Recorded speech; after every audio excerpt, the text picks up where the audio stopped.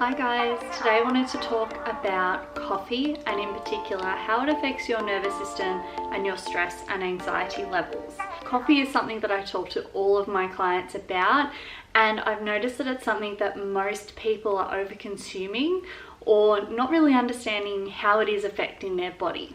There is some research to show that coffee can have beneficial effects in some situations, but that's not really what I want to focus on today. I really do want to focus on how it is negatively affecting your nervous system so that you can make a really empowered decision about your own caffeine habits. So when it comes to the energy that you feel from drinking coffee, I want you to understand that it doesn't actually provide you with energy the same as what you would normally get from food. Instead, the energy that you feel is from your body producing stress hormones, so cortisol and adrenaline, and these are triggering your body's fight or flight response. And that's why you'll often feel quite jittery after you have your cup of coffee. Caffeine is going to affect your blood pressure as well as your heart rate, and you can even feel it in your breathing rate when you have those short, shallow, kind of rapid breaths. The effects also reach your digestive system, and caffeine is actually a bowel stimulant. So if your stress and anxiety already has you running to the toilet, then I highly recommend really reducing your caffeine or skipping the caffeine altogether because it's just not going to be your friend. Size does matter when it comes to your coffee. For example, one small coffee will often have just one shot. If you have a medium or a large coffee, in a lot of cafes that will be a double shot of caffeine, so essentially 2 coffees. And then if we look at the high end of the scale, at Starbucks there's an iced venti latte and that has 3 shots of coffee. So you may think you're just having one, but you really need to look at what the caffeine content in that coffee is.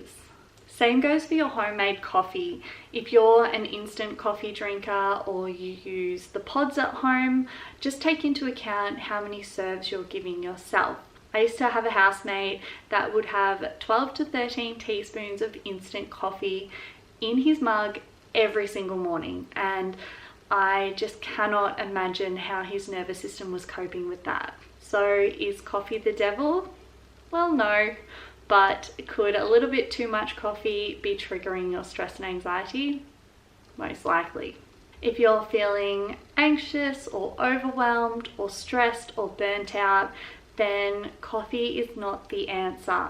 I do recommend to a lot of my clients to actually go for a couple of weeks without any caffeine at all and just see how their body is feeling. Often we won't understand the negative effects that something is having on us until we take that away and reassess. Before I leave you, I want to give you a couple of tips to really either reduce or remove your caffeine intake. The first one is to stick to just one small coffee a day. If you are drinking quite a lot of coffee at the moment, then I recommend reducing gradually so that you don't get a lot of the withdrawal effects, and then just keep it to that one a day and enjoy it. My next tip is to wait until after breakfast before you have your coffee.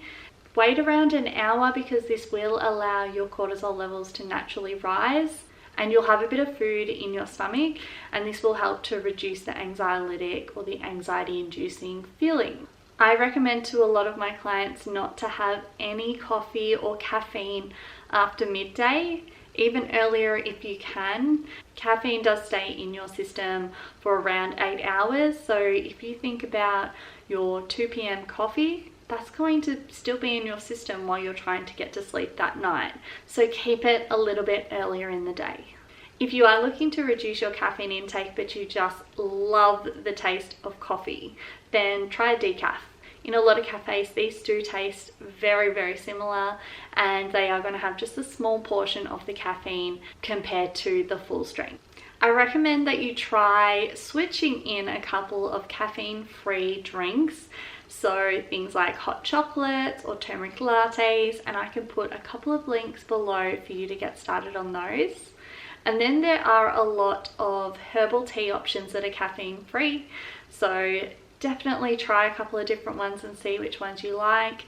A lot of herbal teas are also going to have nervines in them, which are really calming for your nervous system, as well as adaptogens. So give those a go. And then there's matcha tea. This is an interesting one because it does actually have caffeine, but there is an amino acid called L-theanine included, which does help to negate those anxiolytic effects. So give that one a go. It may actually help to give you a lot of natural energy in the mornings without that jittery fight or flight response afterwards. So that's all from me today about coffee. I hope you've learned something, and I hope I've given you an option that you can try instead. If you want some more tips on how to reduce your stress and anxiety, I'll put a link below for my free guide, which includes 5 ways to reduce your stress and anxiety naturally. So I hope you enjoy, and I'll see you next time.